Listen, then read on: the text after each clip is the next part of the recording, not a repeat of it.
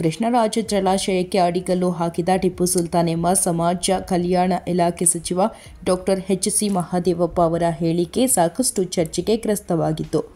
ಪರ ಹಾಗೂ ವಿರೋಧದ ಅಭಿಪ್ರಾಯಗಳು ಕೇಳಿಬರುತ್ತಿವೆ. ಈ ನಡುವೆ ಟಿಪ್ಪು ಸುಲ್ತಾನ್ ಕೆಆರ್ಎಸ್ಗೆ ಆಧಾರಶಿಲೆ ಎನ್ನಬಹುದು ಎಂದು ನಟ ಚೇತನ್ ಅಹಿಂಸಾ ಹೇಳಿದ್ದಾರೆ.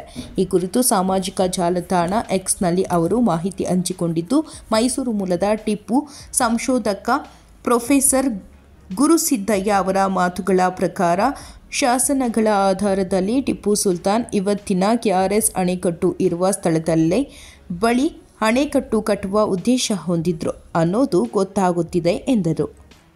ಟಿಪ್ಪು ಅಣೆಕಟ್ಟು ನಿರ್ಮಾಣವನ್ನು ಪ್ರಾರಂಭಿಸಿಲ್ಲವಾದರೂ ಇವತ್ತಿನ ಅಣೆಕಟ್ಟು ಅದೇ ಸುತ್ತಮುತ್ತಲಿನ ಸ್ಥಳದಲ್ಲಿ ನಿರ್ಮಾಣವಾಗಿರುವುದರಿಂದ ಅವರನ್ನು ಕೆಆರ್ಎಸ್ಗೆ ಆಧಾರಶಿಲೆ ಎನ್ನಬಹುದು ಎಂದು ಬರೆದುಕೊಂಡಿದ್ದಾರೆ.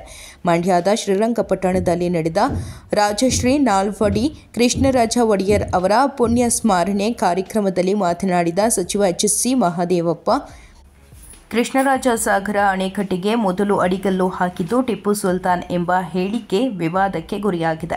ಕೆಆರ್ಎಸ್ ಗೇಟಿನ ಹೆಬ್ಬಾಗಿಲಿನಲ್ಲಿ ಈಗಲೂ ಅಡಿಗಲ್ಲು ಇದ್ದು, ಈ ಸತ್ಯವನ್ನು ಹೇಳಲು ಯಾರಿಗೂ ಧೈರ್ಯ ಇಲ್ಲ ಎಂದು ಅವರು ಹೇಳಿದ್ದಾರೆ.